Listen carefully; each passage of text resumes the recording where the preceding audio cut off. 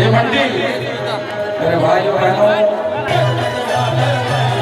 आश्वासन नको मला झटझट झालं पाहिजे मुग तोडी बाबा नको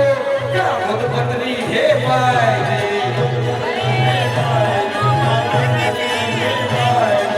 हिंदू मी सारखं ठेवायला टांगत चालणार नाही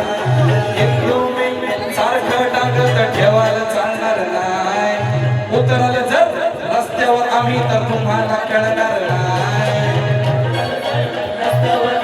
तुम्हाला कळणार नाही